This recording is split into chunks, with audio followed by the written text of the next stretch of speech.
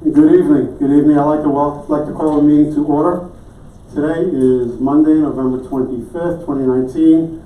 You're gathered for the regularly scheduled Upper Dublin School District Board of School Directors Legislative Meeting. It is 7:02 and we are in the Cardinal Room. I ask that our retiring board members, Ms. Good, Dr. Resnick, Dr. Ludwig, and Ms. Rothman, lead us in the Pledge of Allegiance. Will everyone please stand?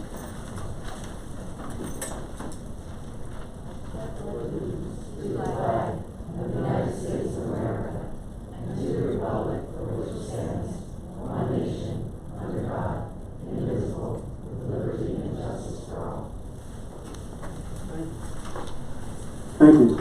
Ms. Evans, roll call, please. Dr. Ludwig. Here. Mr. Sirota. Here. Mrs. Rothman. Here. Mrs. Good. Here. Mrs. Sherbier. Here. Mrs. Franczyk. Here. Mr. Ropsky. Here. Dr. Resnick. Here. Dr. Levinowitz. Here. All present. Thank you. Thank you, Ms. Evans. I'd like to begin by welcoming all the parents, community members, and Upper Dublin staff here tonight. A special welcome to all of our staff who we will be recognizing in just a few minutes. Also in attendance are representatives from PFM Financial Management, RBC Capital Markets, and Solar Ewing. We also have attending two representatives from Pennsylvania School Boards Association.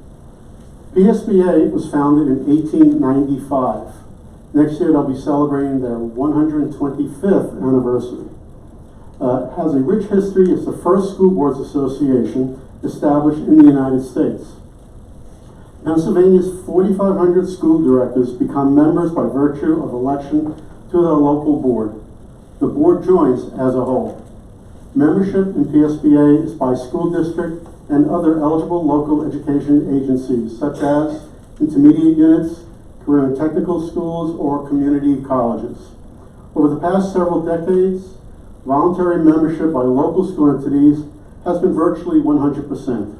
Its mission is to empower elected school board members to succeed by providing the vital tools, superior training, and powerful advocacy. It promotes high-quality, local-driven public education for all Pennsylvania students. PSBA stands for strong school boards, strong public schools, and a strong Pennsylvania.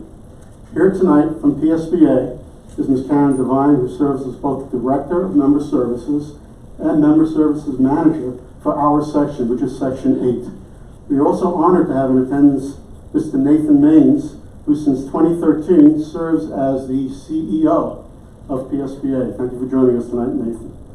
Mr. Maines is also a trustee for the Pennsylvania Public School Employees Retirement System and the Pennsylvania School District Liquid Asset Fund.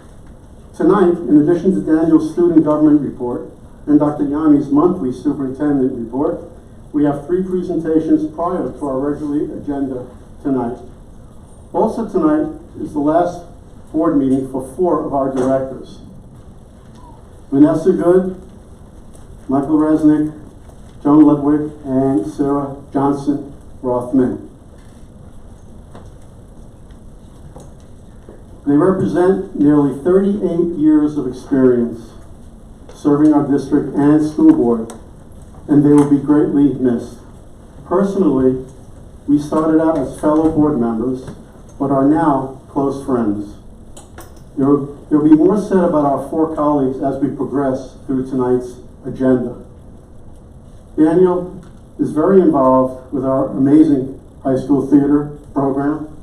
It comes as no surprise to Daniel that our high school theater production of Boeing, which was this past weekend, was truly hilarious.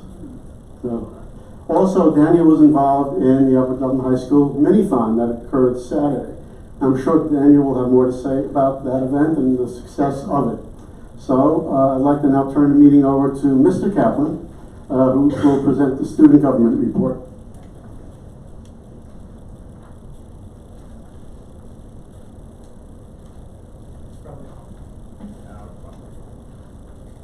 We're testing you, Daniel.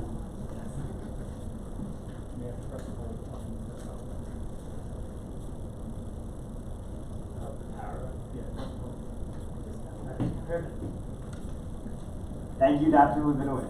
As this November is finishing up, students and staff alike are beginning to get excited about our Thanksgiving break coming up this week. Just 2 weeks ago, our Performing Arts Department, as you said, put on the fall play, a comedy, Going Going, and it was fantastic. Audiences over the course of 5 different shows seem to love every second of it. Now that the fall play is finished up, auditions for the March musical, Rodgers and Hammerstein's Cinderella, happen today, and be sure to mark your calendars for the shows on March 12th, 13th, and 14th of 2020. Additionally, kids in our film classes have begun preparing for the Greenfield Youth Film Festival and are working hard writing, casting, and filming their various scripts. On the other end of things, in sports news, last week winter sports started their practices, and our UD teams, such as our bowling team, basketball team, and our winter track team, are getting ready for what is hopefully a great season up ahead. As the second marking period started, we celebrated last week with American Education Week. After clubs this past Saturday, UDHS and the Upper Dublin community alike danced hard at our 6th annual Minithon. Over the course of the past 8 months, Minithon revealed they had raised $53,599.31, all for pediatric cancer and the Four Diamonds Fund. But since Saturday, the total has risen to over $53,650. Students are looking forward to family time, seeing their friends from college, and hopefully catching up on some sleep as this long weekend approaches and we enter the final stretch of 2019 with a busy December coming. Thank you. Thank you, Mr. Kaplan. Okay, we will now have a presentation by our superintendent of schools, Dr. Yanni. Thank you, Dr. Lubinowitz. Last week we celebrated American Education Week. American Education Week is an opportunity for Americans all around the country to celebrate and honor the work that's done in our public schools. We were really fortunate to have hundreds of visitors throughout our schools last week. It's always a great opportunity to welcome parents and other special people in the lives of our children into our schools so that they can see firsthand the talented staff that we have that work with your children each day. Daniel just mentioned Upper Dublin's Minithon. Kudos to all, and I will update my total in my report so it matches yours. Tonight, as Dr. Lubinowitz said, this is the last legislative meeting for several of our board members. I'd like to take this time to acknowledge them for their service to our students, staff, to our district, and to our community. Tonight we say goodbye to Vanessa Good. Vanessa has served on the board for 12 years. She has served in multiple capacities, most recently chairing the Finance Committee. Under her leadership as chair of the Finance Committee, the board has worked diligently to approve educationally sound and fiscally sound budgets. Joan Ludwig has served on the board for 8 years. During her tenure, she has served as vice president and has served on several committees, most recently chairing the Education Committee. Restructuring efforts at the high school and the middle school and the implementation of several instructional programs have occurred under her leadership. Several months ago, we welcomed Dr. Resnick back to the board. Before executive session tonight, he said that the board got better about 3 months ago. So we welcome Dr. Resnick back, and tonight we say farewell. We thank you for graciously serving to fill out Dr. Kim's term, and it was great to get to know you over the last couple of months. And finally, Sarah Johnson Rothman. She has served on the board for almost 6 years. Her roles have included serving as a vice president, serving on multiple committees, and chairing the policy committee. In her role as the chair of the policy committee, Ms. Rothman has facilitated the renewal and development of countless policies. Those are my favorite committee meetings. Of particular note is the policy work that Sarah has done to ensure inclusion, anti-discrimination, and acceptance of all students. Also tonight, you see many folks here who are part of our staff. Tonight we are going to recognize staff that are reaching milestones in their career at years 15, 20, and 25, as well as a few of our staff who are celebrating their 30th year milestone. And Dr. Rabinowitz, how many years total? 38 total. Oh, staff. A collective total of 1,045 years of service we're celebrating tonight.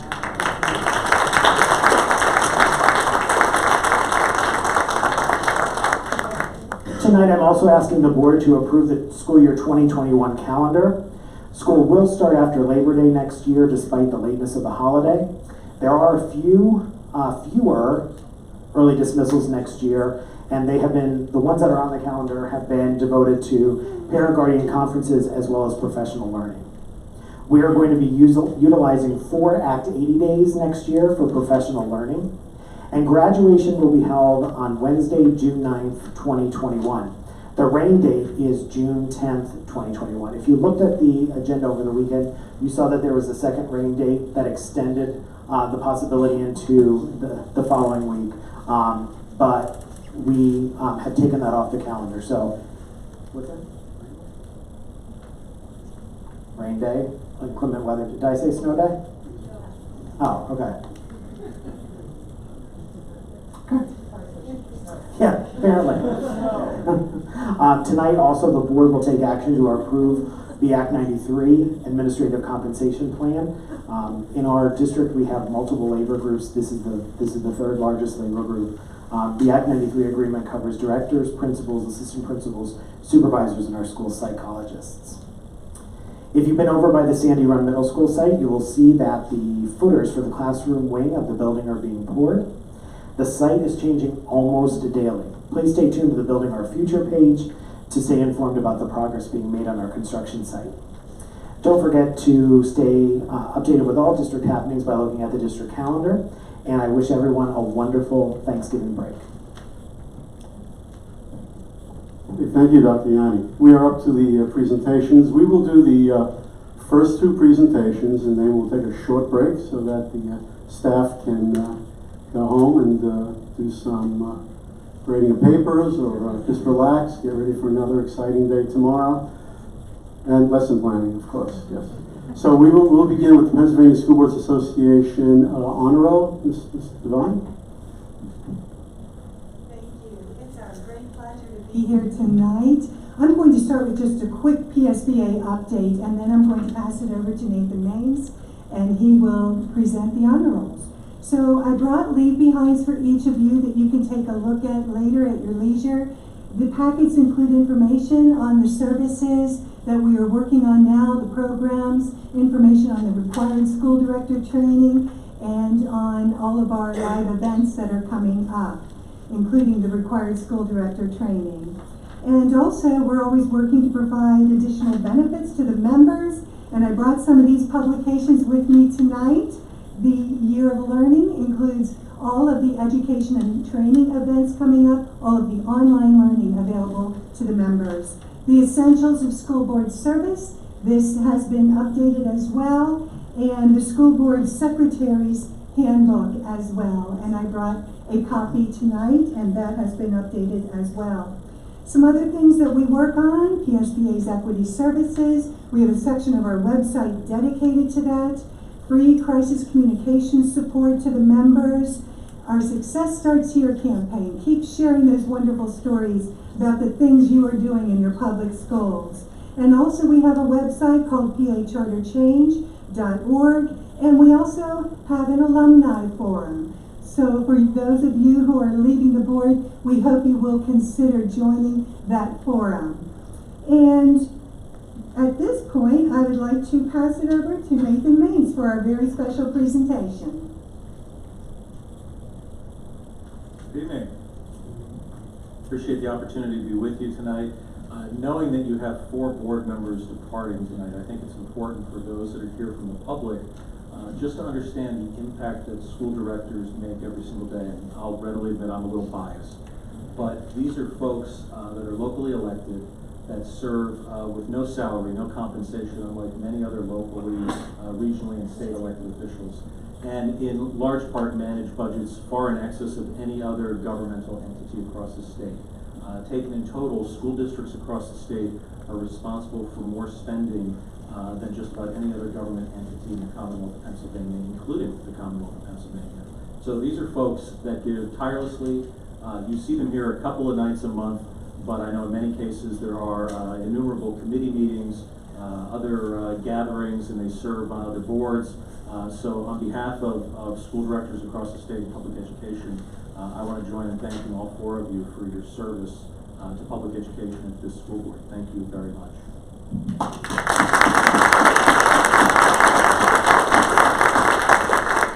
I have the privilege of recognizing a couple of school directors with our service awards. PSBA likes to recognize service beginning after 8 years of service and then every 4 years after that. So tonight we recognize 3 folks crossing those milestones with, it's nowhere near your teaching staff, but a combined 40 years of school board service, which isn't too bad for 9 people.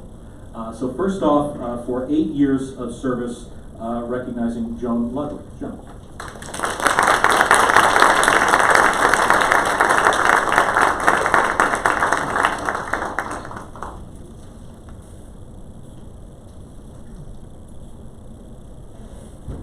Recognizing 12 years of service, Vanessa Good. Vanessa.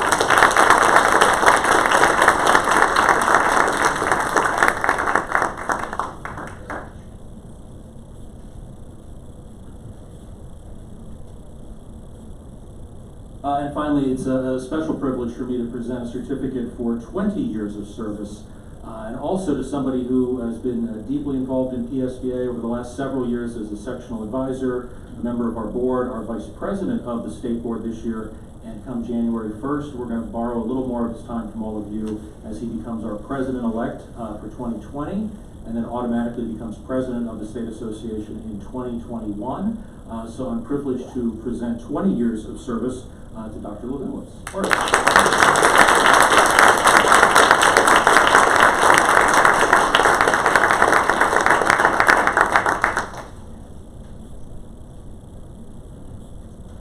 So again, thank you for the time. Certainly if there's anything PSBA can do to assist you, you'll have new members coming on, and hopefully all of them have received the boxes that we shipped out recently with all sorts of materials, and if not, I'm sure I'll get a phone call from Art shortly.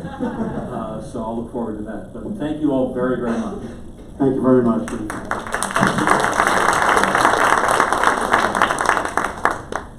Okay, we are, can we do that after staff? Can you wait? We can move right into the staff recognition, and then we'll take a break and take some pictures. This way we can. Okay, thank you. Okay, Kenton, Dr. Yanni. At this point, years of service, as I indicated, a mere 1,045 years. I'm amazed every time that we do that. Total up all the years of experience. 54 staff being recognized tonight with a total of 1,045 years. So, thank you for all you do every day. Dr. Yanni. Thank you. We will start with recognizing our colleagues tonight that have reached the 15-year milestone in their career here in Upper Dublin. Our first recognition tonight is Catherine Adamski. Don't see. Rob Albert, assistant principal at the middle school, who I also don't see. Wow, we're on a streak. Jessipina Arlotta from Jarretown in food services. Kelly Betancourt, Sandy Run Middle School special education teacher. Roberta Bingham, second grade teacher at Thomas Fitz. Andrea Cognetti at Maple Glen, educational assistant. Jessica Cowden, health and physical education teacher at Sandy Run Middle School. Christina Doherty, Maple Glen Elementary School kindergarten teacher. Martin Doyle, Sandy Run Middle School math teacher. Michael Fogel, Upper Dublin High School math teacher. Megan Gallagher, Upper Dublin High School science teacher. Charles Giesing, Upper Dublin High School math teacher. Christine Jones, Upper Dublin High School world language teacher. Michael Lesniak, a bus driver for our district. Michael Lynn, Upper Dublin High School art teacher. David Mancini, English teacher at the middle school. Ruby Morgenstein, secretary at the middle school. Kim Peck, secretary at the middle school. Come on down, Margie Scherzer.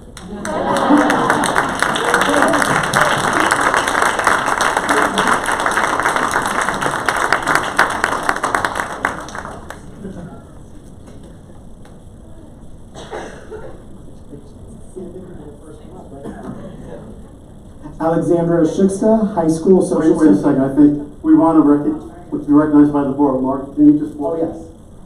Through this. We were so excited that she was the first one to come up. We went through 700 names and we messed it up. Eric Taylor, special education teacher. Melissa Traber, first grade teacher at Jarrowtown Elementary School.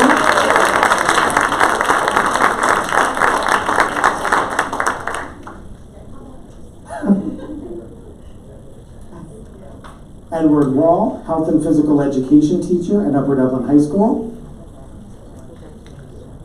Now, this next name, I used to be able to pronounce it until someone at Fort Washington told me that someone always used to mispronounce it.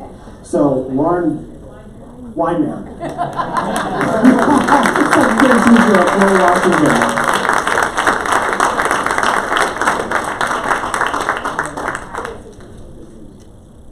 And Marcia Yonker, secretary at Sandy Run Middle School.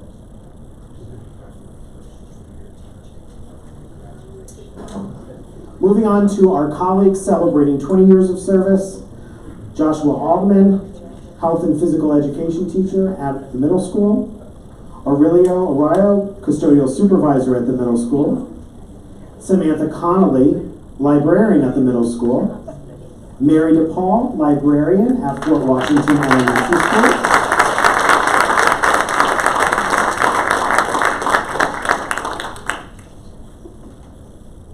Amy Durbin, second grade teacher at Thomas Fitzwater. Stephanie Fagan, third grade teacher at Jarrowtown Elementary.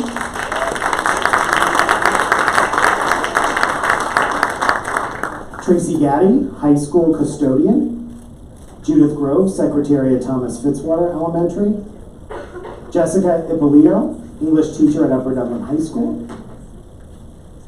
Kathleen Matakovic, fourth grade teacher at Jarrowtown Elementary. Michael Nelm, sixth grade teacher at the middle school. Cheryl Norden, Thomas Fitzwater Playground and Cafeteria. Brian Pomey, Upper Dublin High School science teacher. Irene Papanakalau, Jarrowtown Speech and Language. Megan Sellinger, art teacher at the middle school. Tina Toffel, sixth grade teacher at the middle school.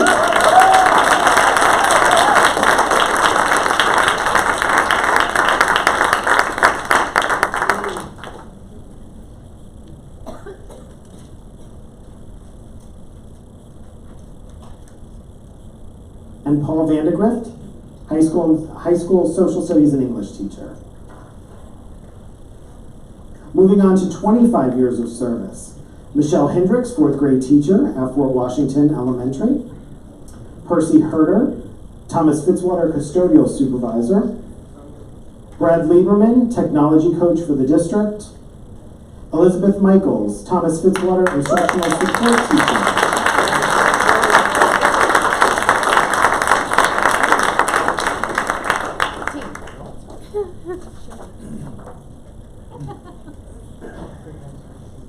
Margaret Place, Jarrowtown Elementary School principal.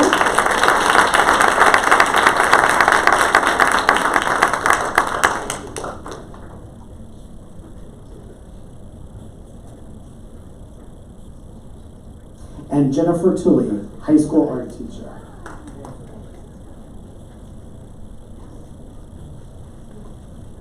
Our final group of folks that we're going to recognize tonight have 30 years of service in the district. Lisa Downs, first grade at Jarrowtown Elementary School.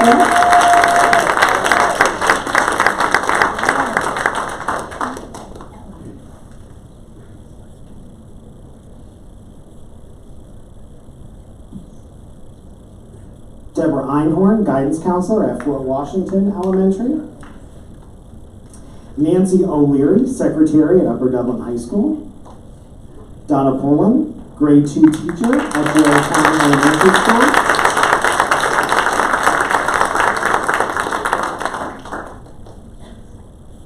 Maureen Schmidt, grade 6 teacher at St. Leon Middle School.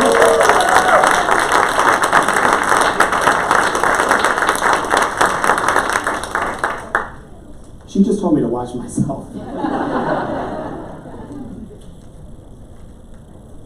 Congratulations. And last but certainly not least, Patricia Todd, Upper Dublin High School Health and Football Teacher.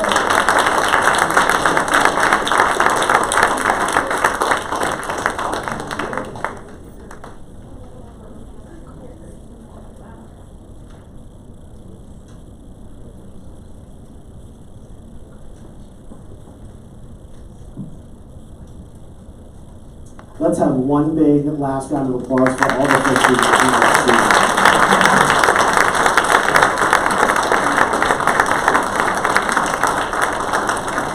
At this point, we're going to take a little break so that we can do pictures in the hallway.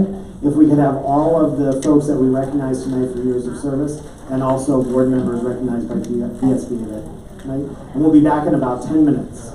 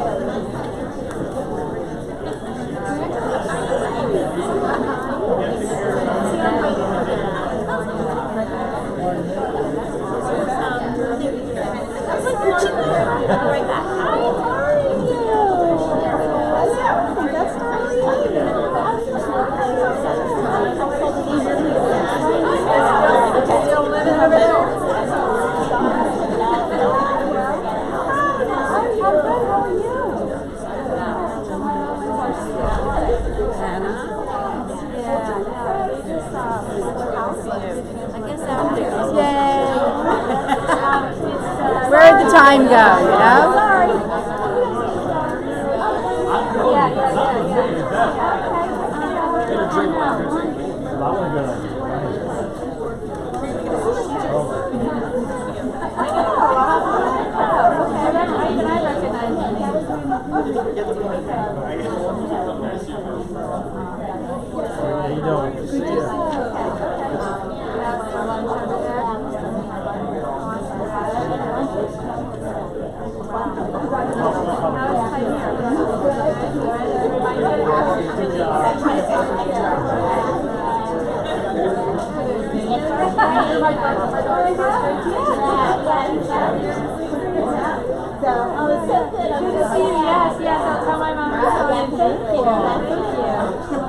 Okay, take care.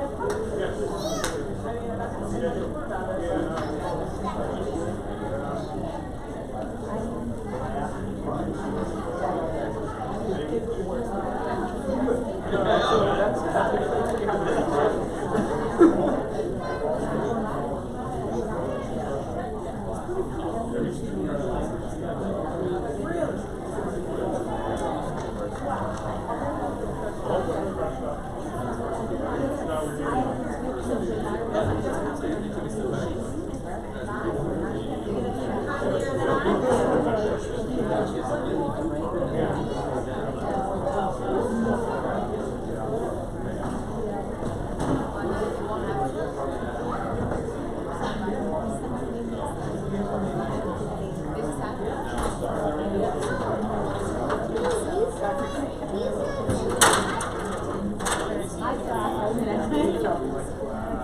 love the recycling aspect of it. I just say no waste. And that's great. Right. I realize how much you break all the rules.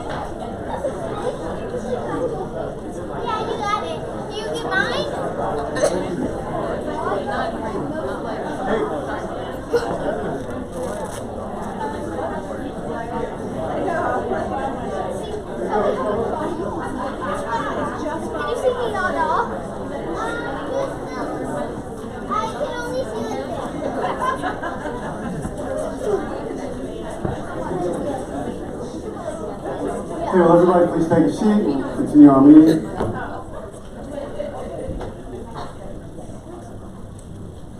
We have the third presentation tonight, which is the maximum parameters bond sale that was discussed in detail at the finance meeting. We'd like to, Mr. Selectman, would you like to introduce the individual? Say a word? Sure, I'll just give a quick introduction, which I'm sure they need none. The folks that are here tonight have been before the board a couple of times, so as the board's aware, we're about to begin the process towards our third borrowing for the Sandy Run Middle School. Tonight, our financial team is here with us, and I'd like to thank them for coming out. So they'll each share a little bit about what they bring to the table, and certainly answer any questions that the board might have. So we have Melissa Hughes from PFM Financial Advisors, George Magnotta from Saul Ewing, and Michael Lillis from RBC Capital Markets. So I thank you all for being here. Certainly. I'm just going to quickly go through kind of the high-level overview of what this transaction will entail. This will be a $10 million borrowing, so a bank-qualified borrowing. So you get for bank qualified borrowings, you get slightly better interest rates and slightly better call features than if you do a non-bank qualified borrowing. So we have bank qualified borrowing for about $10 million to fund the next phase of the Sandy Run Middle School project. This is phase 3. We anticipate that there will be probably 2 more phases. The whole financing plan is designed in a way where you borrow the money as you need it. So $10 million will be appropriate to meet the cash flow needs for calendar year 2020. Bond World works on a calendar year basis. Your maximum parameters resolution is for $12 million. The maximum parameters amount is always higher than the actual amount of bonds issued because for state law purposes, we need flexibility to get the structuring right in each and every maturity. So when you put a little bit of cushion in to account for what the actual interest rates will be in each maturity, you end up about 20% higher overall, which is a $12 million parameters. The market looks very good because we've already used our bank qualified capacity for calendar year 2019. We have to wait until January to sell bonds, which means the district will get money in its construction fund in February. Assuming you have no questions at the appropriate time for the bond resolution, a roll call vote would be appropriate. I'm happy to answer any questions, and Mike can talk about the market, or George can give any more details about the resolution itself. Okay, if Vish, you wanted to say a few words, we've been through this before, so you're familiar with the process. I'm Michael Lilly at RBC Capital Markets, and I want to thank the board for giving us the opportunity to work again in the school district and serve its underwriter. We appreciate it.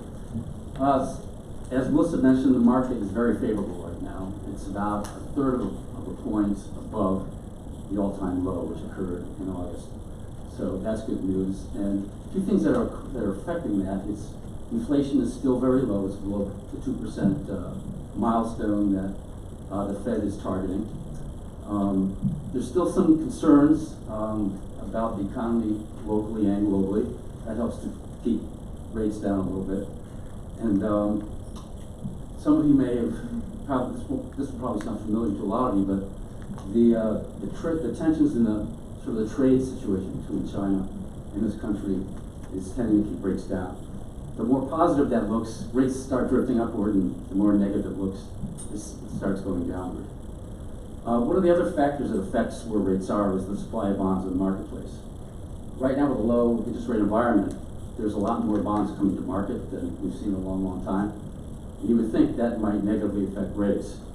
But what's happening is there's still strong demand for municipal bonds. And one of the big reasons is that the recent change in the tax law basically got rid of, or actually put a cap on the amount of deduction you could take on your state and local income taxes, $10,000. So that's been a major factor, as I understand it, to keep demand high.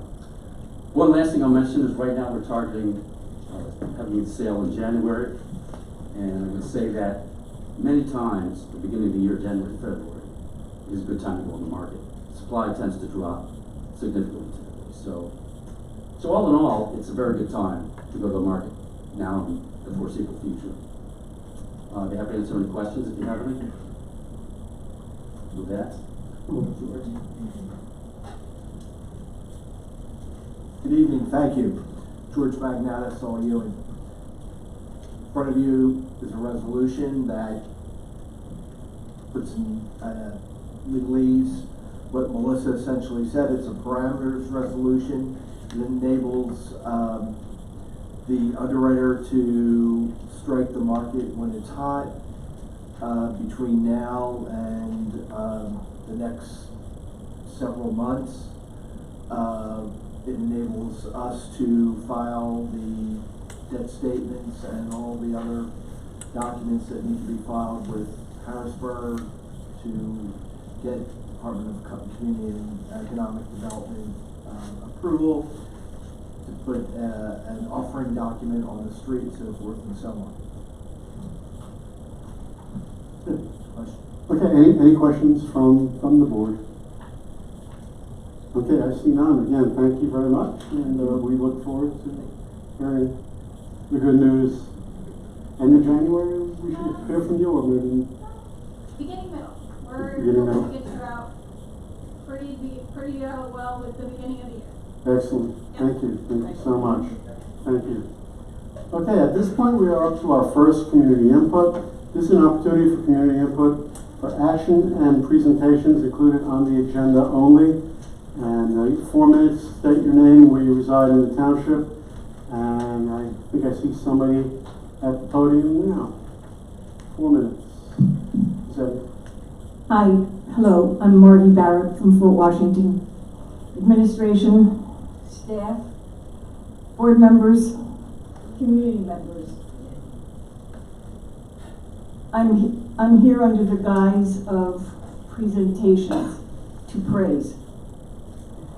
The retirement this evening of Vanessa Good, Michael Resnick, Joan Ludwig, Sarah Rothman marks the culmination of a total of 38 years of outstanding professional, dedicated service to the children of Upper Dublin. Kudos to you. You intelligent, thoughtful, hardworking, civil, visionary human beings who volunteered unselfishly to improve and enrich the education and well-being of our community youth. You have provided and supported, with the aid of the community, of course, 21st century facilities, excellent administration and staff, varied, challenging, enriching, diverse academic programs, stimulating activities, vigorous athletics.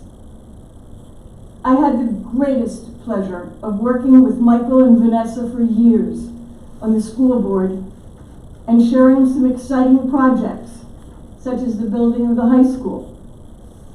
And cheers to Joan and Sarah for continuing the facilities vision with the new middle school. And for you, Michael, you dear, to return for these few months of service after retirement is one more indication of your dedication to this community. All of you, every one of you, should be proud of your tireless, effective, volunteer service and for your courage to share your vision in both words, but most importantly in action, out in front of the community, for your myriad accomplishments. Be confident that you have made a difference in this small part of the world. I give you blessings and strength as you continue on your chosen path of service to others. I thank you with all of my heart. Merci.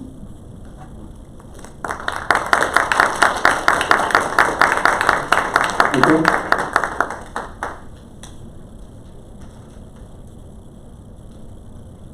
Hi, my name is Ellie Anderson, and I live in Fort Washington. I'm a junior here at the high school, and I came here to speak about the new student civic engagement policy on the table. So this policy will provide students turning 18 the opportunity through student-led voter registration drives to vote.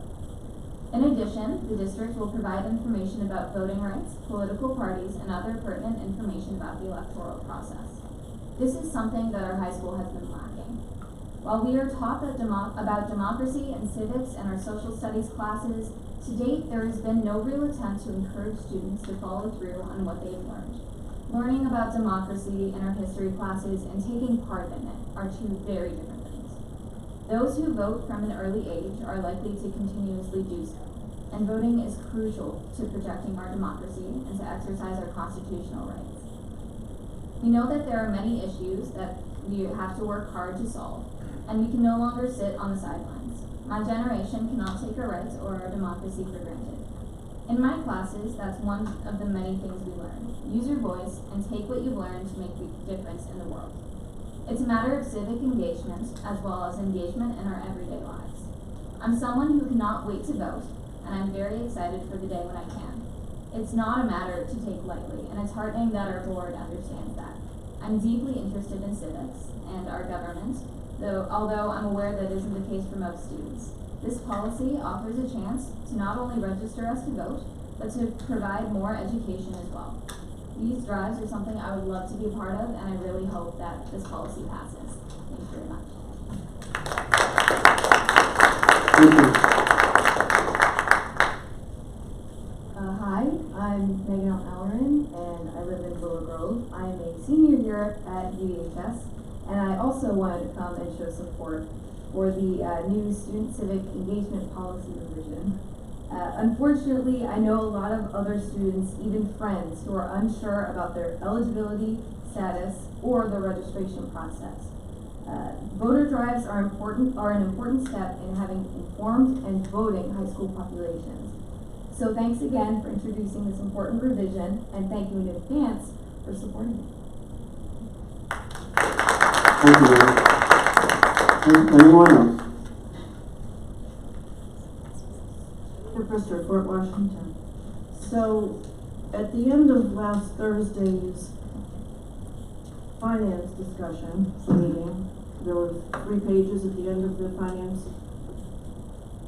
presentation that were pertaining to whether you were going to move in the direction of getting applying for an Act 1 exemption to allow higher taxes or not. And there was some pretty important 3 pages worth of budget information. So the first problem is I don't see the same budget information in tonight's agenda, and yet during that meeting, Dr. Yanni, I thought you said, and I thought Vanessa Good encouraged it, that there would be a summary given at the legislative meeting. But this is now community input, it's not in the agenda, and you didn't give any summary of that information. So where does that leave us? People like me are not supposed to comment on it? I mean, you can't go back on your word without at least an explanation. And should I use the rest of my minutes, or you want to answer and then I'll use the rest of my minutes? It is in the online version. It's what? It isn't online. It's online. It is in the online. Is there going to be a presentation tonight from Dr. Yanni? We'll answer that after we're done with community input. Well, the whole point, I thought that the point was to allow community input on that topic. Yeah, there will be a second community input. I'll use the rest of my time since I have it from last week, but that's a bait and switch that Just to clarify, that document is in the, I don't know about the paper one, I haven't looked, but it is in the online agenda, and therefore it is fair game for this community input. Well, thank you for that, Mark, but there was no presentation. And the way that it was discussed last week, we can all go back and watch the tape, or you could go by my notes, there was supposed to be a presentation. And I think I even commended Vanessa, maybe I commended you, Dr. Yanni, because I thought you were all about transparency. You can't have transparency if one thing happens and then another thing happens.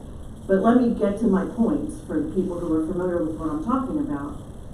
That there is a chance that you'll apply to the state, you'll get this exemption. If that happens, we could see as much as a 3.6% tax increase. The Act 1 index is 2.6. It's by no means a definite. The board it's way too early to vote on anything yet. What was interesting though is the major drivers of the increases in the budget. There are no surprises there. Okay, prudential reassessment we know that was in the works for a while. We certainly know that the pension has been a problem, or we know that there's increases in that certainly every year. And we see, of course, the first thing that's listed is salaries and benefits. And if you add those two together, those are the 2 biggest areas of increase, and it's a $2 million, or actually a little bit more, I think, of a $2 million increase. So no surprises. I just am very concerned and disappointed that that contract was just voted on 10 months ago. So I was here, and I've been probably in the room for just about every contract going back 20 years. And I always ask, is it affordable? And the reason I ask that is because in 2013, the previous contract to that was not affordable. It created a pretty big deficit, and it created 10 furloughs, 10 demotions, and it was a very difficult budget cycle. But as with most contracts with this board, there was no discussion. Whatever discussion you might have had privately, which is allowed, there was nothing said by anyone that, gee, I'm a little worried that we might be creating a deficit. I'm a little worried this is too generous. I'm a little worried it could be unaffordable. And basically, it looks like You should have been asking questions in January when that contract was voted on. It's a problem, there were no questions from not even one board member on the affordability of that. But it's obviously, those are the two biggest drivers of the increased cost in our budget. And if, for any experienced or even inexperienced board member, not to have asked questions and then be sitting there last week acting like you had nothing to do with the contract, it's pretty bizarre. Is there anyone else?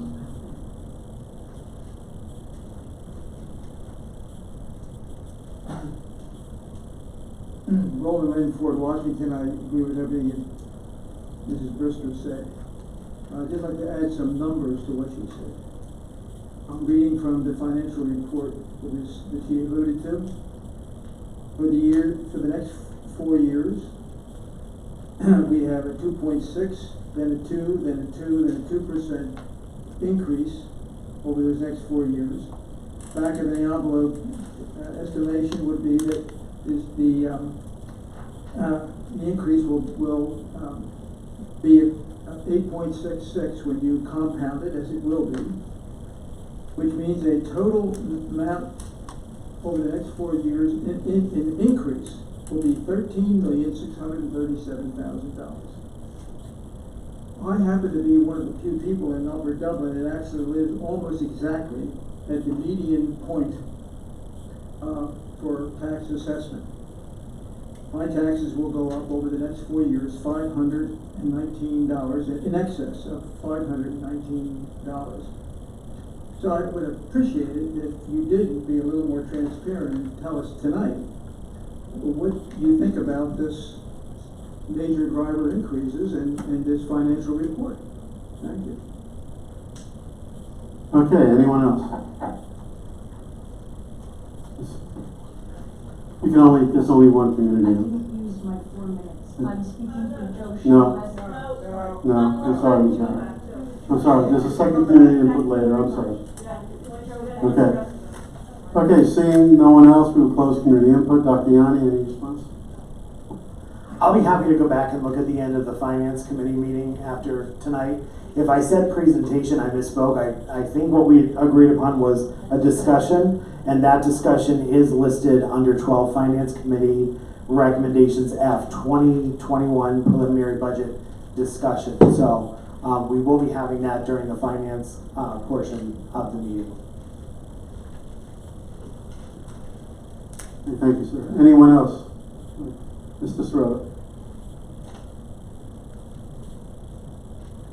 I just want to thank Ms. Anderson and Mr. Halloran for speaking up. It's always great to have the student voice, and it's especially great to know that someone's actually reading the policy section of the agenda. So, yeah. So thank you very much for speaking. Thank you. Did you put your friends away, Ms. Rothman? I think the unicorns got taken into the hallway. Thank you. Oh. I just also wanted to thank both Ellie and Meg for coming out tonight and speaking. They both have been wonderful advocates for civics, for civic engagement themselves. I'm very excited for each of them and where they end up, and I'm very happy that we still have another year and a half of Ellie here and a few more months of Meg. I think the future looks incredibly bright if you're representative of the next generation. So thank you both for sharing your thoughts. Appreciate everything you've done. Seeing no additional comments from the board, we will move on to announcements and communications. Mr. Leckman? There are no announcements. Thank you, sir. Any minutes? Yes, for the board tonight, included in the board action is the minutes from the following meetings, so the October 28th, 2019 legislative meeting and all October committee meetings, including Policy Committee and Education Committee from October 14th and Operations and Finance Committee from October 24th. Thank you, sir. Is there a motion? Mr. Sirota made the motion. Is there a second? Second is Ms. Good. Okay. Any comments or questions regarding the minutes? Seeing none, those in favor, please say aye. Aye. Anyone opposed? Moving on to the Education Committee, curriculum recommendations. Dr. Ludwig. So there are For motions for tonight, item A for enrollment is an information item, so I would move that we accept items B through E. They were all discussed at the Education Committee meeting. However, there are a couple additions to the student activities and the conferences. Motion made, second? Yes, Ms. Kitchen? Okay. Okay, any comments or questions from the Education Committee? B, C, D, and E. Seeing none, all those in favor, please say aye. Aye. Anyone opposed? We do not have anything in the technology recommendations. We have one item on the pupil services. Dr. Ludwig? So there is one item, and it is an educational service agreement for $2,925 through the end of September 2020, or the beginning of September. Motion made. Is there a second? Okay, teacher. Any comments or questions? This is the one item under pupil service recommendations. All those in favor, please say aye. Aye. Anyone opposed? Okay, moving on to operations. Mr. Serrano. Thank you. We have 3 items up under the Operations Committee tonight. The first is our monthly disposal of excess, obsolete, and non-repairable equipment, which this month is some old DVD players. And then we have a change order and roof repairs at Fort Washington, both of which were discussed at the Operations Committee meeting, so I would move that we take all 3. First and second, Mr. Serrano, you're doing items what? A, B, and C. Okay, thank you, sir. Any comments or questions? A, B, and C? Seeing none, all those in favor, please say aye. Aye. Anyone opposed? Okay. Item D. Okay, I'm sorry. Moving on to finance. Yes. All of these items were discussed at the committee meeting. I will, however, take the parameters bond resolution separately. So let's, discussion separately. Yeah, I'm going to make a motion that we approve items A, B, C, and D. Okay, Ms. Francis, second. This is items A, B, C, and D. Any comments or questions? Yes, Mr. President, I have an issue with item C. I'm going to vote no against that. Okay.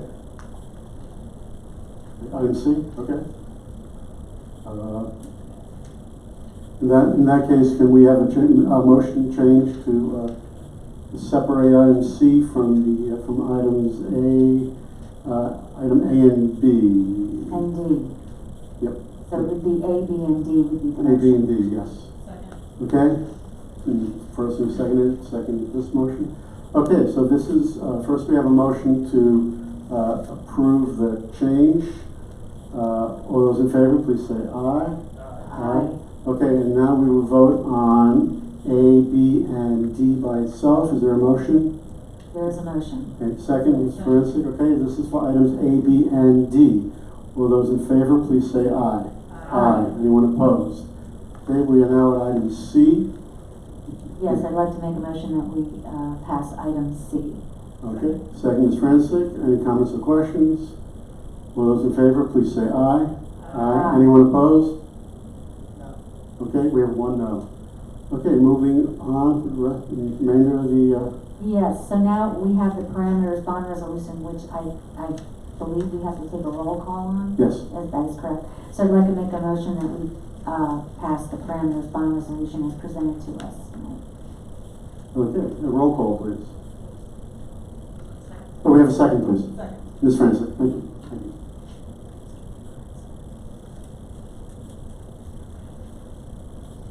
Okay, so answer yes or no. Dr. Ludwig? Yes.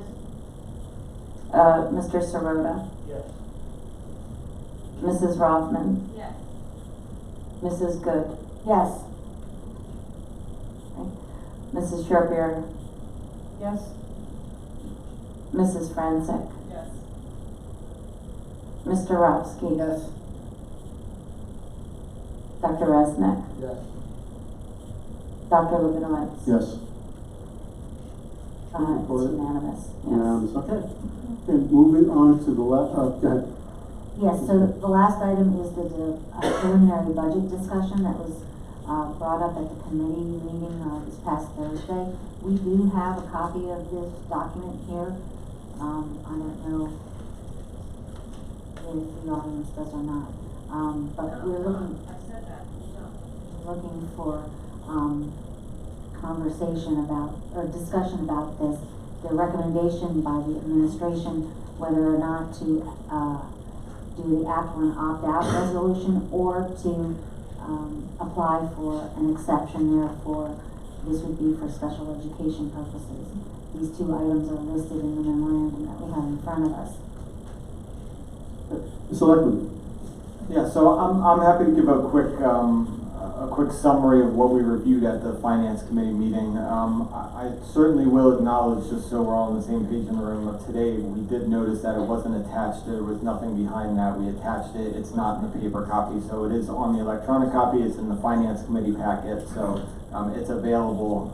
There was no intent by not including that. So the reason that we started this discussion at the Finance Committee meeting was we have a very short window of time between the Finance Committee and the legislative meeting. So we just met on Thursday, and then we're here tonight at our legislative meeting. At the December meeting, the board will need to take some action on the budget. And we are in the very preliminary stages, working through a preliminary budget at this point. And what that action that the board will need to take in December is the budget at this point can take one of two paths. It can take the path of either the opt-out resolution, which is per the Act 1 index. The board would basically be passing a resolution to say that it will live within the Act 1 index for the 2021 budget year, which is 2.6%. The other path that the budget can take is to approve a preliminary budget and then to apply for referendum exceptions for increases in PSERS, which is the state pension program, and increases in special education expenditures. And the recommendation that I made at that meeting was because of how early it is in the budget process, because of how many unknowns there are at this point in the year, we have 6 months, more than 6 months until the end of the year, until we're passing a final budget, that moving forward down path 2 is the recommended option because it leaves us opportunity to apply for and take referendum exceptions if the board so desires to do so. At this point in the budget process, the board is not making any decisions on a tax increase. The board is not obligating any future board members, since I know we'll have some new folks sitting here next month, to any type of tax increase. It simply allows for opportunity if it's needed. And the estimated exceptions for next year is $770,000 under special education cost increases. So the critical items that I pointed out at the meeting, as was mentioned tonight, was we have some major things that we're looking at as a school district, as every school district across the state is looking at, is we have significant increases in wages and benefits, and then we have debt service increases related to Sandy Run Middle School. So in this preliminary version of the budget, this very early look, what we're looking at is about almost $3.3 million of increased expenditures from those major budget line items. And then a tax increase to the index of 2.6% would generate about $2.4 million in new revenue. So what we're looking at right now preliminarily is about $900,000 gap between those two numbers.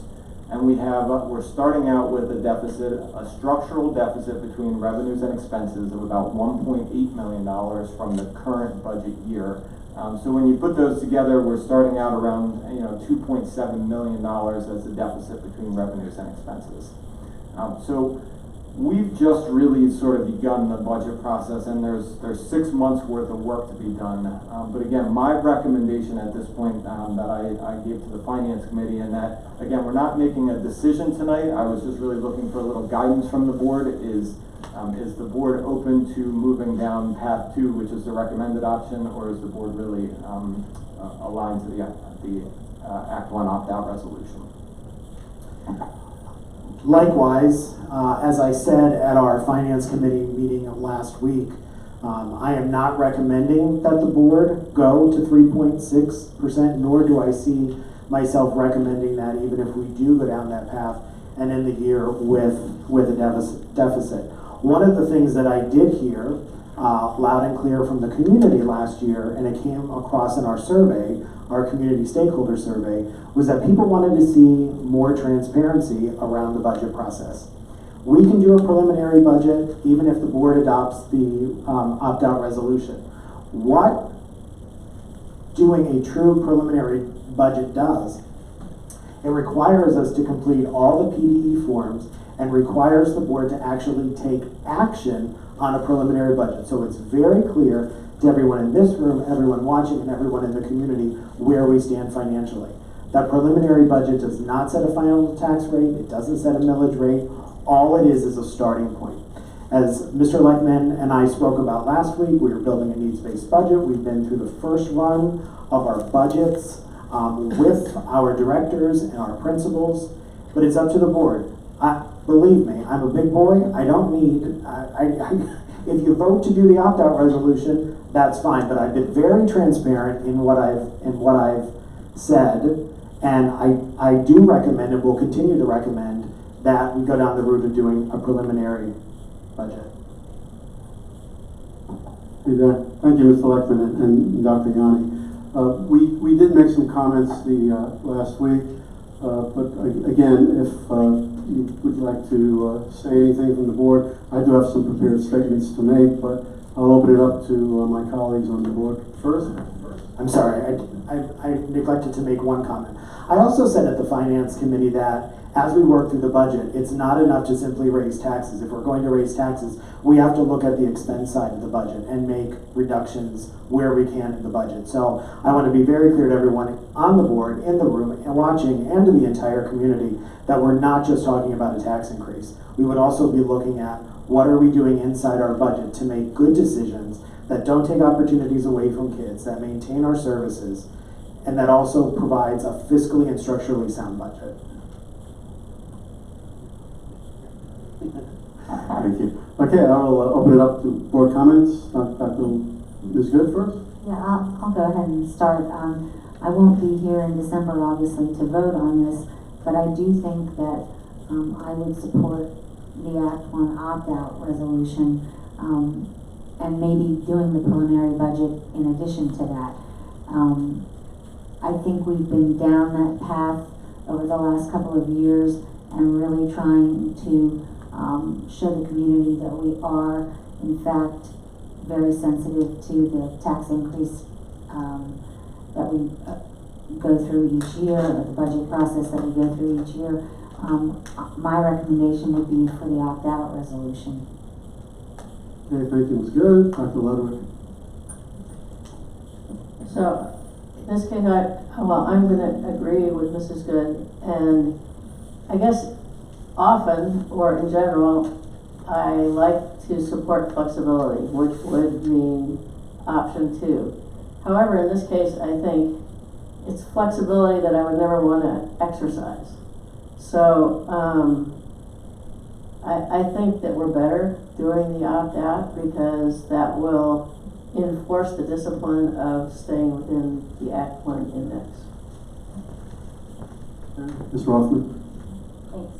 I agree with both Vanessa and Joan. I think that up to 2.6% is enough, and I think that maybe 2.6 is even more than enough to be able to operate under next year. I also will not be here in about a week or two.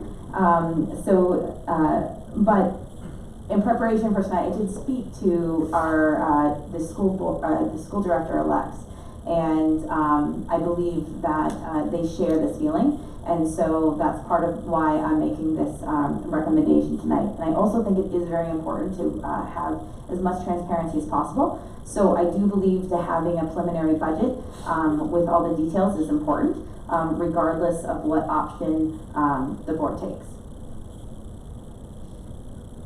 Dr. Resnick.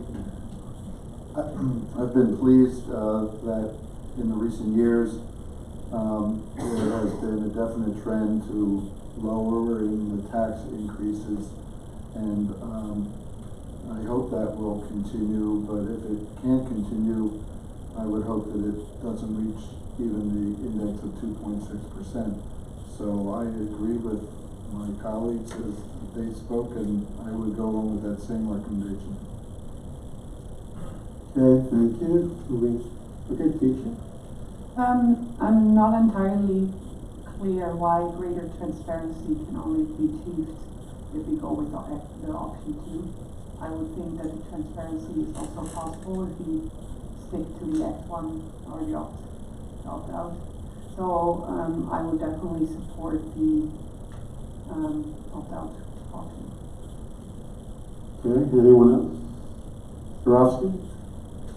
Yeah, I'm looking here, it's, you have an item here, it says, $770,000 more than last year for special education.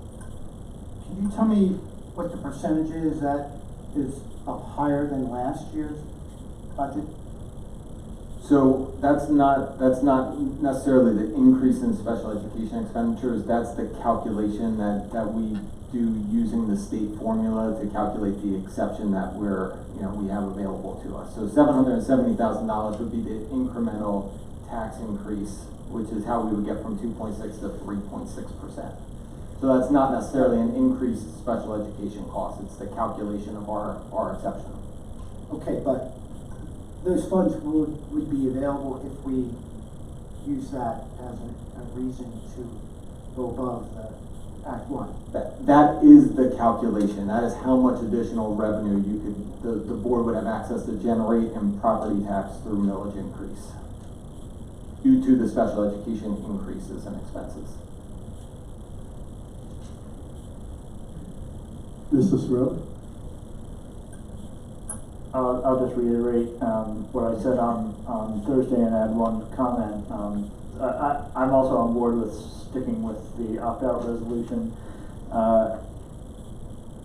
I think the argument of transparency, I don't think forcing the transparency through a forced PDE process for the preliminary budget actually accomplishes any transparency beyond what we could generate without going through the PDE documentation. And it's also important to be transparent. If we really believe we're going to stick with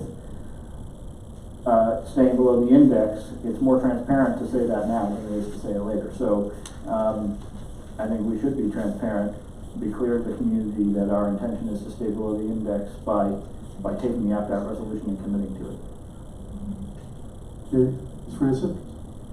Excuse me. I apologize, I'm getting over a cold.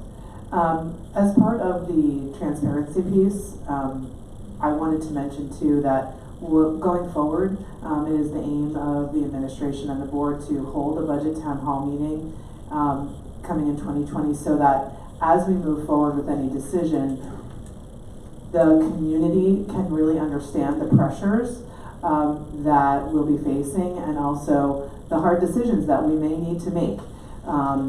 And there will be some hard decisions that we will likely need to make because it sounds like certainly the sentiment of the board at this moment, and I would concur with that sentiment, would be to go with the opt-out and to continue working to make those difficult decisions because that's what we're here to do. But we need the community's input, and I look forward to an opportunity for that at a future town hall. Okay, and I think all the board comments. I do have some closing comments. They'll take a little bit longer, but bear with me. I wanted to use this time to make a few comments about our budget planning. There has been significant financial planning by the current Board of School Directors. This past year, the total unassigned fund balance for the district was $3,268,654, which was 3.2% of the budget. We've also been able to commit $960,279 for potential real estate assessment appeals. We have put aside $2,160,000 for the Health Stabilization Fund in case of unanticipated large adjustments to our health care costs. Also tonight, we will see the balance in our capital projects funds of being $6.4 million, and also our debt service fund currently at $4.5 million for debt service. Over the past 4 years, because of board planning, our tax increases have averaged 2.31%. So again, over the past 4 years, our tax increases have averaged 2.31%. 9 neighboring districts have been higher than that, with Wissahickon topping the list at 3.45%. Over the past 10 years, our tax increases have generally declined, and in the past 3 years, our tax increases have been lower than the Act 1 index. When we look at the major sources of school district revenue, Mr. Leckman touched on this the other night. There's 3 components: the federal, the state, and the local. The federal contribution is less than 1%. The state contribution is 18% of the budget. However, over the past 10 years, state contributions to public education has not kept up with the costs. The local contribution to our revenue makes up 81% of our budget. 81% of our budget, with 88% of the local revenue coming from property taxes. The selectmen the other night presented this in a different way. We looked at the grand total of the budget and came up with 70%, I think, is from property taxes. 88% comes from property taxes. 7% of the local revenue is from the earned income tax that we have, and 5% is from local revenues, other local revenue sources. The reliance on local revenues to public education has significantly increased as state contributions has declined. Over the past 10 years, the state's contribution to public education has not kept pace with the total cost of public education. Compared to 10 years ago, therefore, there was a much greater reliance on local revenues to adequately fund public education.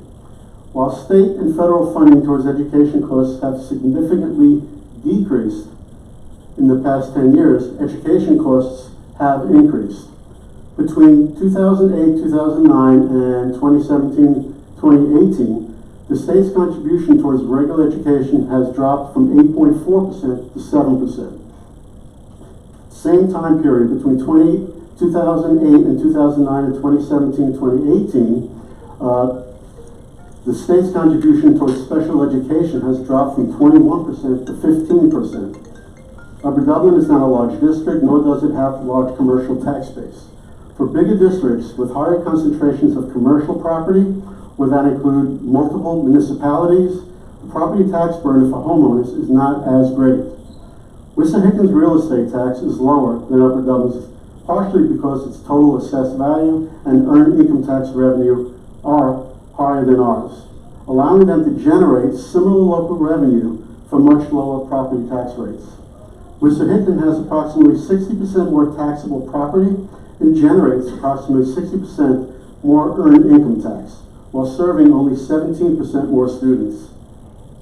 The assessed value for a school district is the total of all the assessed values of taxable properties in the district. Total assessed value varies significantly among school districts according to the size of the district and the quantity of the value of taxable properties.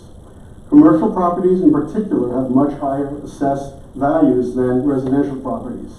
So districts with higher concentrations of commercial properties are able to reduce the burden on residential property owners.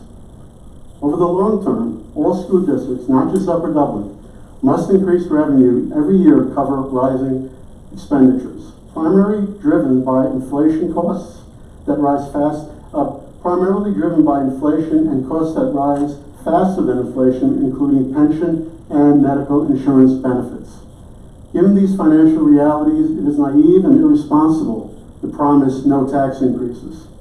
We commit as a board to sound financial management and transparency, and we will commit to keeping tax increases as low as possible.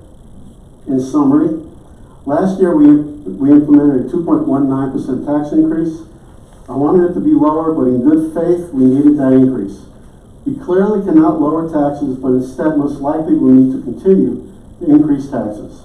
However, we must be sensitive to the tax burden of all of our community members.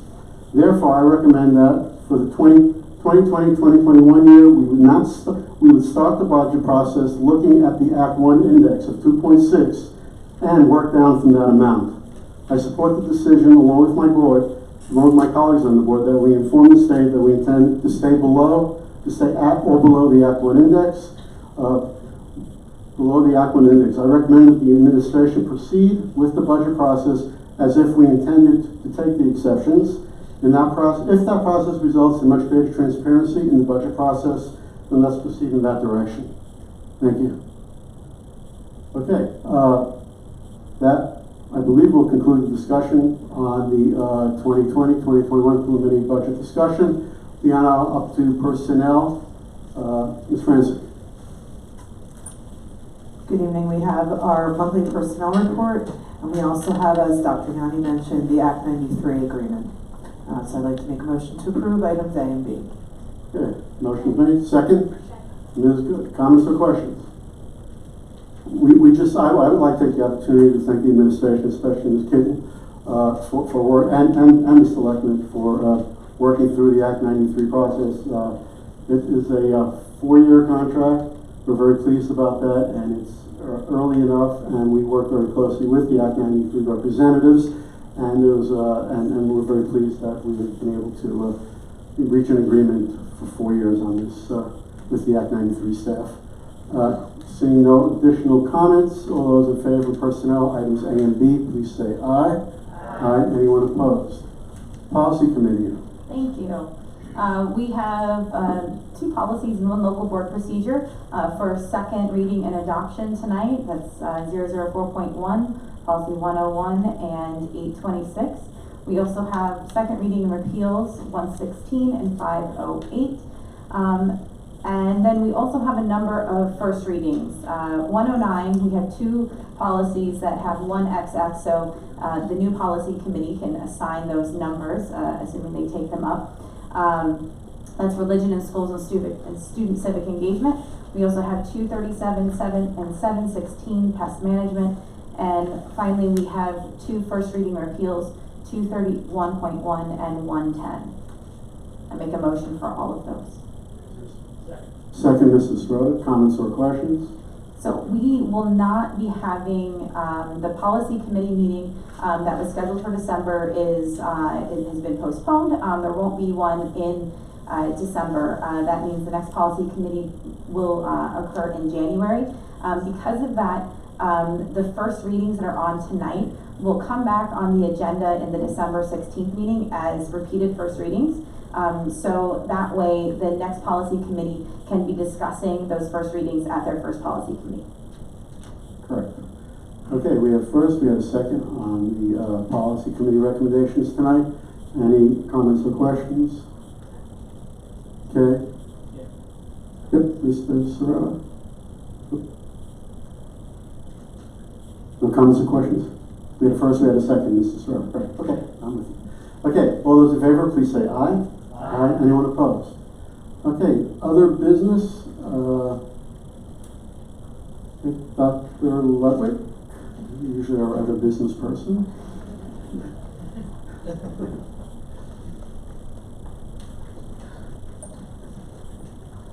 I would like to make a motion that we accept the proposed school year 2021 final calendar. Okay. Comments or questions on the calendar? It's early. The main purpose is to give our community a heads up as to when we're starting school in September. No comments or questions? Mr. Rowski? Yes, Dr. Young, could you mention if there's any changes in this year's school calendar than from last year? The only change is that we added one more Act 80 day, which is a professional development day. And fewer half days.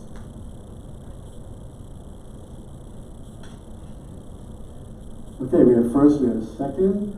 Okay, seeing no other comments or questions, or those in favor of the business school 2020-21 calendar school year, please say aye. Aye. Anyone opposed? Okay, liaison committee reports. Montgomery County IU, Dr. Ludwig for the last time. The MCIU had a meeting last Wednesday. The only thing to note is that the executive director, John George, will be retiring at the end of next summer he has been appointed the executive director of the Pennsylvania Association of IUs, which I think will be a loss for Montgomery County IU, but it will be something that he will be able to lead the state in promoting education and doing advocacy on all our benefit. Thank you, Dr. Ludwig. Legislative Committee, Montgomery County Legislative Committee, So for the last time. Thank you. So I don't believe we're going to have a meeting this month, but the information that has come about in legislation, I would like to speak about. So first, House Bill 1800. This is Speaker Trozai's voucher bill. There has been a lot of communication from PSBA, from PSEA, about opposing this voucher bill, because what it does is it takes public funds or funds that would be going to public schools and giving them to private schools. So there's been a lot of discussion overall in the legislature about it. It's in the House. This last week it was debated on the floor of the House, and it was not able to reach a vote. So that bill has been tabled. We expect to see it. The House only has 3 more days of session this year. I don't expect to see it in December when they come back. But in January or after, there'll probably be more discussion after it gets through the caucuses again. Also, there's a special ed funding commission. It was created earlier this year to discuss funding. They are supposed to issue a report by the end of November. They had hearings throughout October, so it's interesting to see what that commission comes up with. We also had at the end of October, Governor Wolf signed Act 76. That's focused on the career and technical schools. So they actually changed the language in the statute, which called it, vocational schools or vocational technology schools to career and technical schools now. What the bill is trying to do is to increase participation in career and technical education. One of the points is that there has to be representatives that are allowed to come to the schools for grades 4 through 12. So that is in hopes to increase participation. And also, the PDE is set to create a schools to workforce program, which would award grants for workforce development relationships. And knowing how important Eastern is to Upper Dublin, that might be something that we can apply for if it looks like we'd be eligible. And last, the policy tonight that we had for the student civic engagement, that came about from the PSBA conference that I attended, and many of us attended back in October. I attended a session where there were representatives from the Pennsylvania Department of State. And much to the surprise of the audience members, including myself, and I like to think that I'm fairly caught up on what's going on regarding these issues, they talked about how the governor had created this Governor Civic Engagement Award 3 years ago. What it does is it awards school districts that participate in student-led voter registration drives. And depending upon what level you hit of how many kids register to vote that are eligible, there's different awards that the governor's office, in conjunction with the Department of Education and the Department of State, give out. Only a few school districts really in the middle of the state have participated in this, and I think that's because of a lack of press. And that's something I think that Upper Dublin probably would have done over the last couple of years had we been aware that this is something that has been encouraged from Harrisburg. So that is where that policy came from. And so hopefully I look forward that I hope it gets passed in January. So that's my report for tonight. And for the last time, thank you. Okay, Eastern Center for Arts and Technology, earlier this month we had our Joint Operating Committee annual dinner. Invited were the superintendents from our 9 sending districts and also either our chief academic officers or our curriculum leaders. At that time, the annual report was distributed to those individuals, and also a brief presentation was made from the annual report. Moving on to equity and empowerment, Dr. Yanni. Thank you. The Equity and Empowerment Steering Committee will be receiving information right after the Thanksgiving break about our next series of meetings. I did want to let everyone know that something called Inclusive Schools Week will be celebrated December 2nd through 6th. And usually when you hear the word inclusion, it's focused solely on special education issues. This is much broader, and it's meant to create inclusion, not just for students who learn differently, but folks from different socioeconomic statuses, culture, heritage, language preferences, any type of difference coming together. So while we will acknowledge that week when it happens in December, we're actually going to expand that celebration and really focus on that for the remainder of the year as we move forward with our equity work. Thank you. Excellent. Educational Advisory Committee, Sylvia? Yeah, the EAC met on November 6th, and the committees discussed the 3 topics, GRID, IB, and the STEM PBL education topics. They're still in their early phases of their research, but it was spirited debate, and our next meeting will be December 4th. Thank you. Pennsylvania School Boards Association, I think we've heard quite a bit of information already. I think we don't speak enough about what PSBA, we always refer to the liaison report, but the community may be unaware of what the Pennsylvania School Boards Association is. But I think after tonight, I think you have a better understanding of the work done at the state level. PTA, PTO, Mr. Francis? There's no report this evening. Thank you. Township, Mr. Rofsky? Yes, well, we did meet October 30th, and along with myself, Dr. Yanni attended, Mr.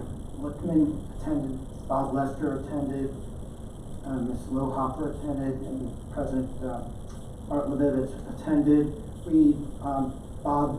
Mr. Lester gave an update on the Scenic Run project to all the members of the committee. Derek Derica gave an update on 520 Virginia Drive, and there will be a space dedicated in that that renovated building for after-school student activities, land development. The promenade will start selling or having occupancy in mid-2020. There's currently 10 office properties up for reassessment, and Twining Valley will be turned over to the township November 30th, and that the public will have access to that golf course December 19th, I think. Yes. Thank you, Stan. Upper Dublin Education Foundation, Ms. Good. Yes, the foundation is not meeting again until January, I believe is correct.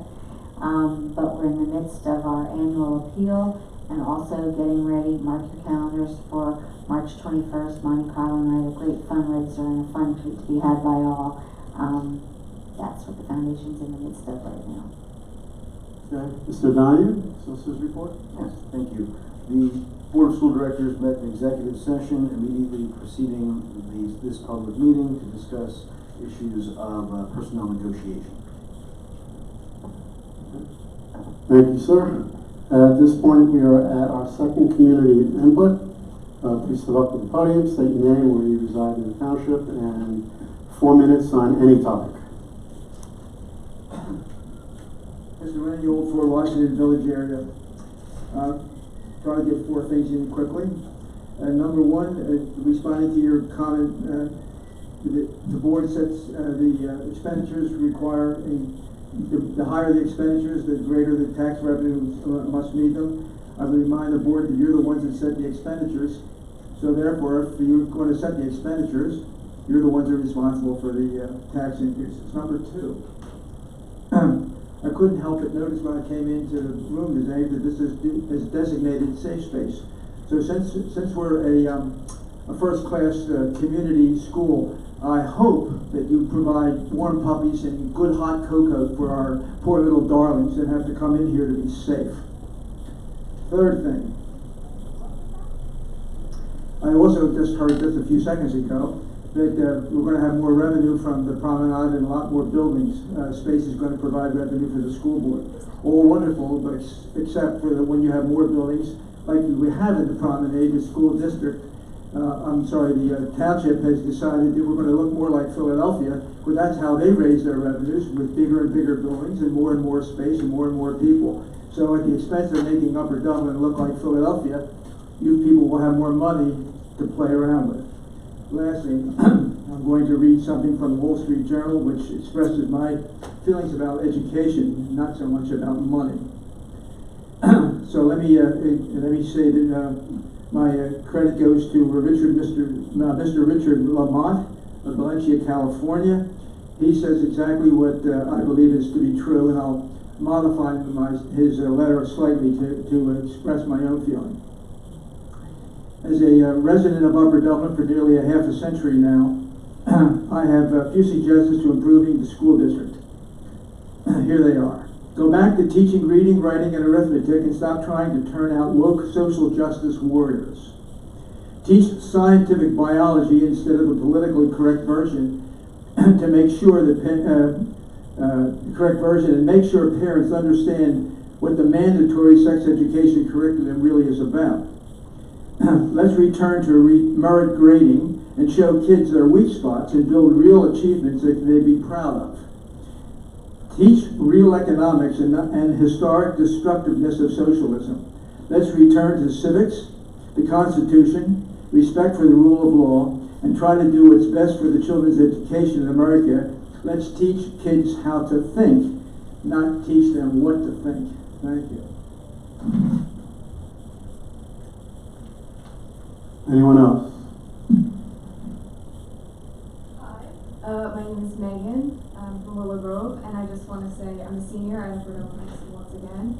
And I want to thank the board for being wonderfully inclusive for as long as I've been here, with especially a lot of the policies introduced in these past couple of years. I am actually the person who made all of those safe space signs you see, so I think I was kind of invoked. But I really want to thank, Upper Dublin generally for providing such an inclusive and wonderful education generally, and I want to acknowledge all of the work that you guys have done in the past couple of years.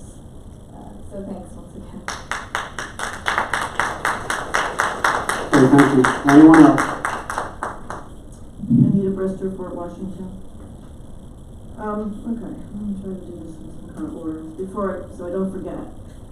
Dr. Yanni, after communion, if you could maybe bring us up to date on that survey. You did mention that people were asking for more transparency. I know I'm certainly one of those people. So when do you expect to present the results of the survey? Back to what ticked me off, first community input.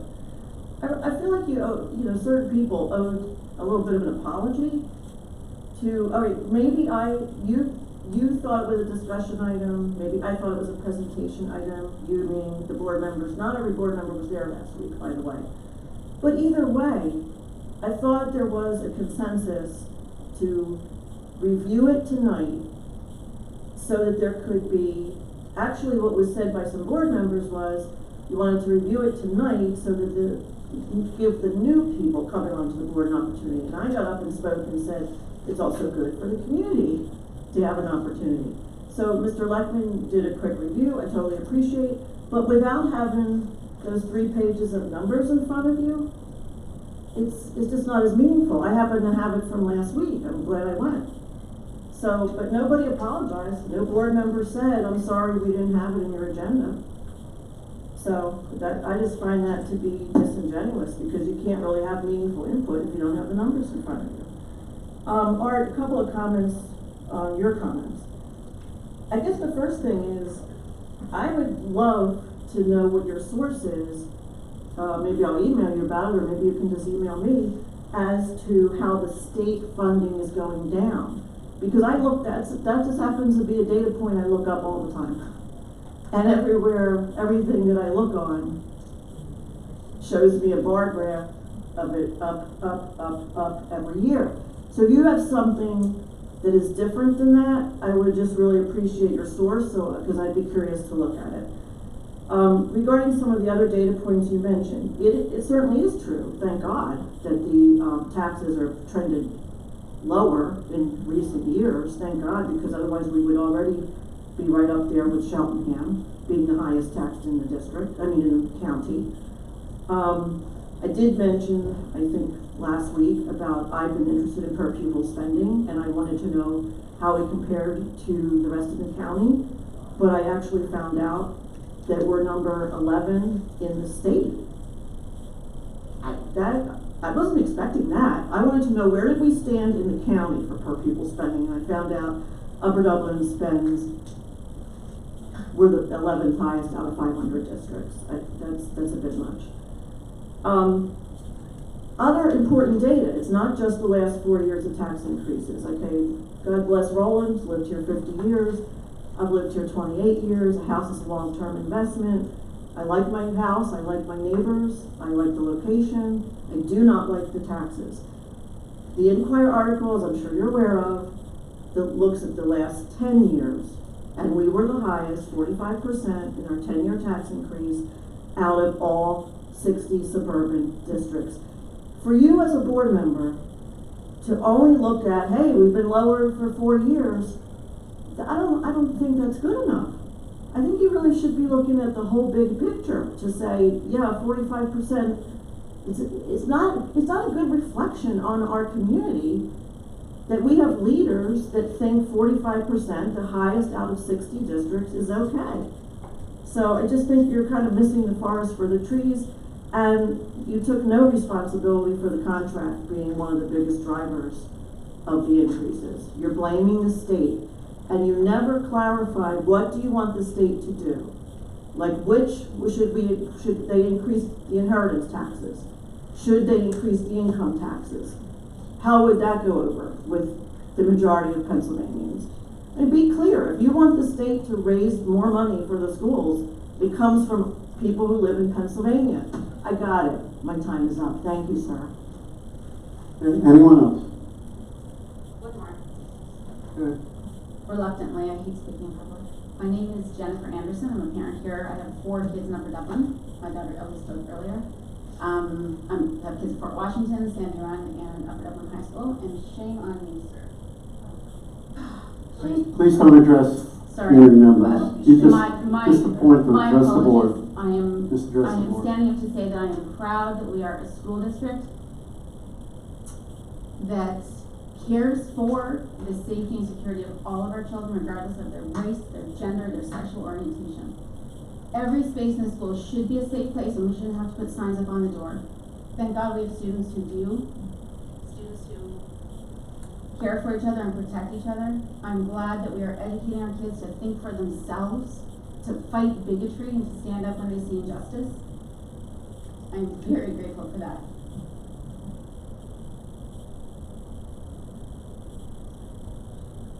And I'm grateful that we have a school board that supports policies and initiatives that protect all of those kids. So thank you for that. Okay. To a closed community input. Are there any comments from Superintendent first, sir? The questions on the stakeholder survey that were about finances were all budget related, so as we go through the budget process, we'll be reviewing those, I anticipate, either at the December or January finance meeting. Any closing comments from my colleagues? Terrific.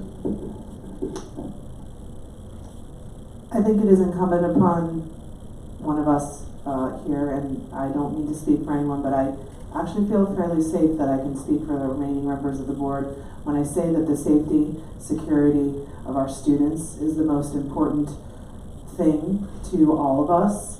And I want to reiterate that students in this building should know that this board is fully supportive of them and will do all that we can to continue to make this high school a safe place for all of you. Thank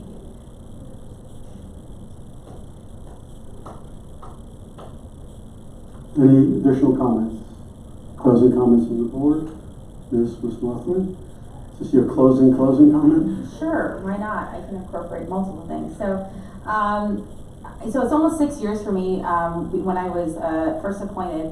When I didn't know anyone, I had never attended a political meeting in Upper Dublin before that appointment. It was a very surprising evening for me to be appointed in February of 2014, and I do remember that I was immediately sworn in and got to vote on the budget that night. So I learned a lot in those 6 years, and it is bittersweet to say goodbye. I mean, to the board. I am going to live here for a long time still, and I of course have 2 small kids. Well, one smaller than the other now in the schools. So when I was elected to the board in 2015, I set some goals that I wanted the school district to achieve and that I wanted to be a part of. And one of those, of course, was working on Sandy Run Middle School. We knew that Sandy Run needed massive work, whether that was to do a huge renovation or to build a new school. And I'm proud that we're underway in that. So even though we're not done, I can kind of check that box off of my goal list. One of the others was I was looking and hoping to have some change in our administration. And with hiring Steve Yanni, we have succeeded in making that change and so much more change in our administration. And I am, this is probably my saddest point, that I don't get to work with all of you. It's so exciting to be in executive session and just to hear the different points of view. And I think that Upper Dublin is in excellent hands from its administration. So I'm very excited to be a parent, just a parent, and see where the administration takes us. And of course, policy work. So I took over the policy committee sometime in 2015, I believe, and it was my goal to get through all of the policies. So the policies were dating back to 2002. There had been some changes, essentially as what was required by law, but there hadn't been an extensive review in a long time. So we convened a monthly policy meeting. It started out as an hour and a half, and I realized an hour and a half was not enough time. So we had 2-hour meetings on almost a monthly basis. And we had, I mean, it was a little fun. It really was a little fun because I always had the opportunity to tease my, my colleagues, especially Mark and Rob, about their concern of commas, especially the Oxford ones. Yes, and making sure we always had, anytime we had parent, it was parent and or guardian, and eventually we started using changes as from going from his and hers to theirs. So it was a really fun process. I'm so proud of the work that we did, even though it's not glamorous, that we changed the discipline policy, we changed the dress code policy, we adopted the second in the state gender and expansive or transgender protection policy. We adopted an equity policy that was really, that Rob was instrumental in, and I want to give him that credit. That was something that we hadn't seen anywhere in the state before, and now we see that PSBA especially is doing a lot of work in equity. I'm proud that our district is a leader in that. And we also did the transportation policy, and that is the least sexy of all, but that took like 8 months of meetings to get through transportation, and I'm glad that that one is definitely done. So I'm very excited for the new school board members, Jeff, Darlene, Mike, and Jen. And of course, Art getting to remain on the board and to continue his work and really to refocus now on the state work, which is so vital. It's one of the reasons that I looked at a different office last year, was because I see the need for make changes in the state because of, and see the limitations that are placed on individual school districts. But going forward, you know, one last thing, I was really happy and I'm proud of the work that we did with our teachers. There was a teacher's contract several years ago that Mark and I became work, wife, and husband for a while there. And I feel with with others, of course, but brought a more collaborative and improved relationship with the teachers and our district. And that was something to, I think, really to be proud of, and we still see the results of that today.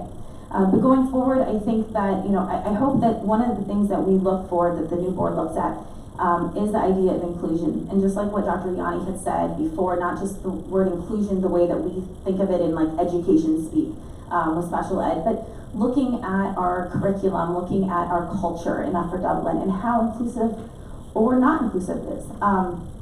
So I've had the absolute pleasure the last week to be come here to the high school on a daily basis and see seniors that are in the honors art of your story classroom. And we've had presentations from these kids that are just fantastic. These are kids that are learning about issues that they think that they can make a difference on. And these aren't just like simple issues, right? I mean, we've had presentations on suicide, we've had presentations on climate change and opioid use. But the ones I think that definitely hit me the most were from students in our community who are Black. And their presentations were not about climate change. Their presentations were not about general big issues, right? Hunger in the USA, that's some of the issues I heard about. The issues I heard from our Black students was racism in Upper Dublin. And it's not that it's intentional. It's not these overt acts of racism that we are concerned about. That you see, it's not Confederate flags, it's not Nazi symbols, it's not things like that. It's microaggressions, right? It is statement. It's not learning about Black Americans in your American history classes, other than just the ones that, all of us can name off the top of our heads. And it has nothing, it is not because of ill intentions. It is the way that our society looks at American history. It's our society's view of world history through a Eurocentric lens. And so if I can ask one thing, is that we listen to our kids, right? The kids are willing to get up there and say this in front of their peers, which is, I think, the hardest thing to do, is to be a 17-year-old kid and get up in front of your peers and say, when you make the jokes about, that I'm acting Black today, that matters to me and that hurts.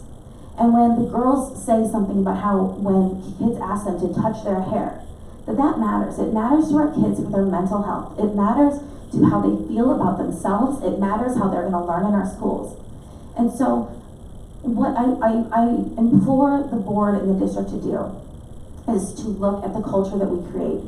And that if it looks at our curriculum, if it looks at what culture we're creating from the very small kids in our elementary schools and how it comes up in middle and high schools, that is something, if we could make a change for those kids, I think that really does mean all means all. And I hope that we can really take an honest assessment and not think that any of us did anything wrong on purpose, because I don't think that's ever been the intention of any of the board or administrators or any of our teachers or staff. But the effects on our kids are real. And so I hope that's a change that we can make as a district, because it will not just change the kids here, but it'll change our community and its conversations that they'll have with their parents and eventually their kids someday too. So I really appreciate my time on the board. It's been an absolute honor. I definitely didn't make any money off of this. In fact, it cost me quite a bit in babysitting costs. But it's been an absolute pleasure, and I guess the one great benefit to me personally has been the friends. Is that it's funny to tell my mom and dad that some of my best friends are actually their ages. But I truly appreciate the last 6 years and look forward to maybe coming to some of these meetings and speaking at that microphone. Thank you, Sarah. Anyone else? Joan? So I think that's why you like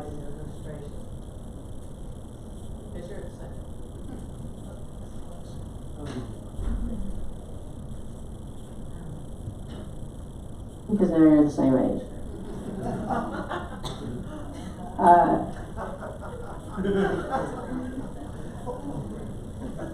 Not my age. No, in seriousness, I want to thank the community for giving me the opportunity to serve as a school director for 2 4-year terms. As Sarah said, it's been an honor and a privilege. During my time on the board, I've been able to contribute to advances in curriculum, technology, facilities, and equity, as well as helping the district deal with challenges. For people who have been on the board a longer period of time, we remember the effects of the Great Recession and the challenges, the financial challenges we had to deal with then. In addition to contributing to the progress in the district, it's been a pleasure to work with great board colleagues and many amazing and very smart and dedicated district personnel. So thank you all. I hope to continue to support the district as part of the task force on adolescent sleepiness and possibly in other ways as well. And I wish all success to the new and continuing board members and to the administration and to everyone in the Upper Dublin community. Thank you, Joan. Any other? Okay. Just a couple more comments. I want to thank the community for supporting me over the 12 years that I've been on the board.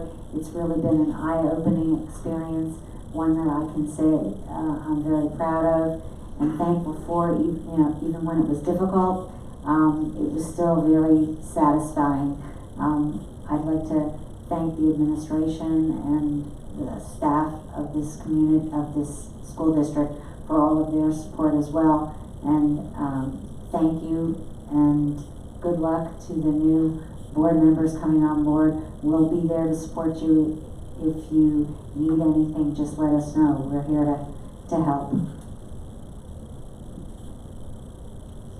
Okay. Any other? I'm looking at Dr. Rosen. It has to be a comment. We need some fun. I said my goodbyes 2 years ago, and my appreciation to the community and the board at that time, and I would just like to extend my thanks to this board for inviting me back to fill the shoes of Rob, who moved away 3 months ago or so, and it's been a pleasure to work with you and learn from you, maybe guide you a little at times, I hope. I wish the new board members the best of luck. I think that you will learn a lot from your fellow board members and the administration, and you'll learn a lot from your community, and you will learn a lot from your students and teachers, and you will learn from people that you might not agree with all the time.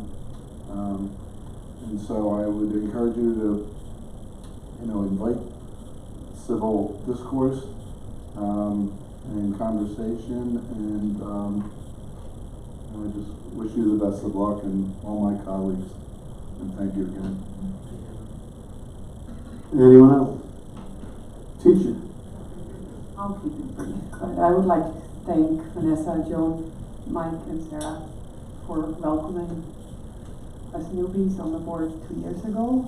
It's been certainly an interesting ride so far, and I'm honored that we can continue on with a strong team coming in, but you will be missed. You're leaving some very big shoes to fill, and we know where to find you.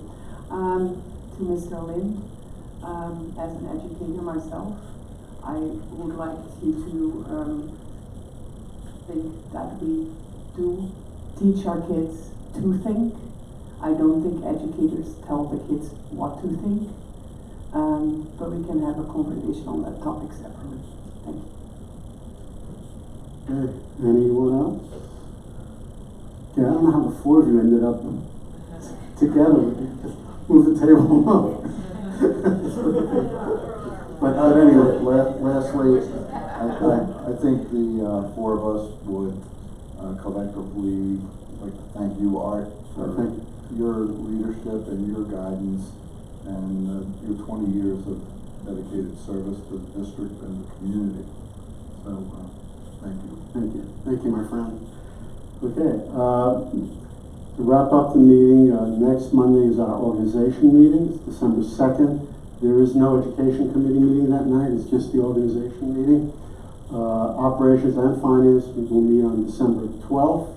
And our next legislative meeting is December 16th. May I have a motion to adjourn from that side of the room? Okay, all those in favor, please say aye. Aye. Anyone opposed? Thank you, and thank you, friends.